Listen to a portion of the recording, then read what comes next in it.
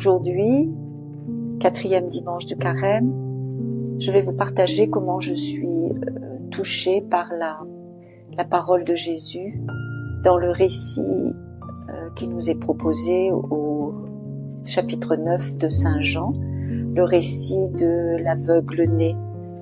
C'est un récit qui est assez long et qu'on peut approcher de différentes manières. Et quand je l'ai lu, il a fait tout de suite écho en moi avec la parole que notre communauté avait choisi de mettre sur sa carte de Noël. Une parole tirée de Saint Jean au chapitre 1. Le Verbe était la vraie lumière qui éclaire tout homme en venant dans le monde. Alors aujourd'hui, je vais m'arrêter au verset 3 à 7 dans le récit de l'aveugle-né. Dans ce récit, Jésus se proclame lumière du monde, avant de poser un geste étonnant à l'égard de l'homme aveugle de naissance. Et ses disciples l'avaient questionné, venaient juste de le questionner sur l'origine de la cécité de cet homme. On sait qu'au temps de Jésus, la cécité était liée au péché. Mais Jésus va balayer cet argument. Et si vous relisez ce petit extrait, peut-être vous serez frappé comme moi par les mots de Jésus qui se dit au travail. Je lis, tant qu'il fait jour, il nous faut travailler aux œuvres de celui qui m'a envoyé. Donc Jésus, l'envoyé de Dieu, travaille, et il dit d'ailleurs au chapitre 14 de Saint Jean, cette autre parole, c'est le Père qui, demeurant en moi, accomplit ses propres œuvres.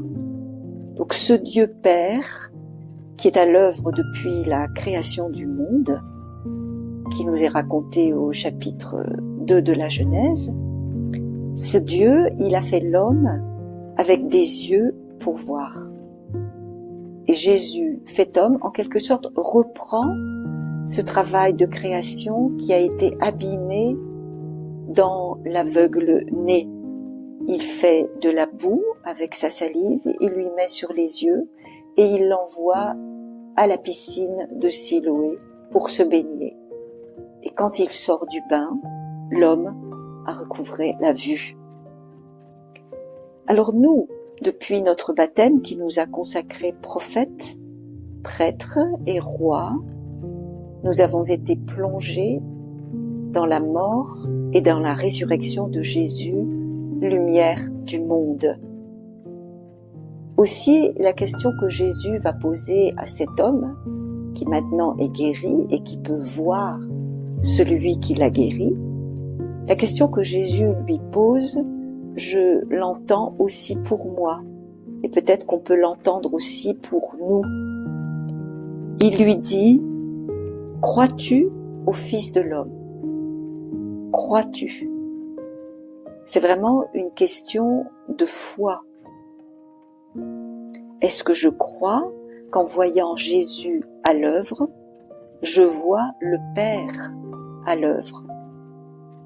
l'œuvre dans mon cœur, à l'œuvre dans les cœurs, tous les cœurs, et toujours à l'œuvre.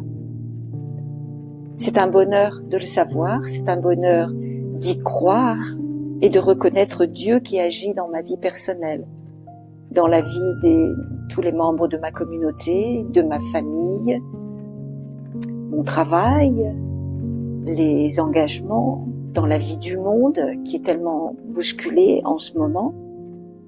Aussi, je nous invite cette semaine à chercher ces signes du travail de Dieu à l'œuvre dans nos vies.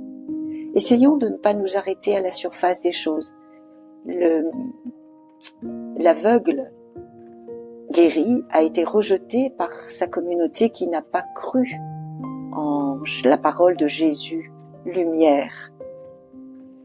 Donc nous qui voulons être disciples de Jésus, gardons les yeux fixés sur lui, ouvrons nos cœurs à sa parole pour accueillir en quelque sorte l'éclair de lumière divine qui va nous évangéliser.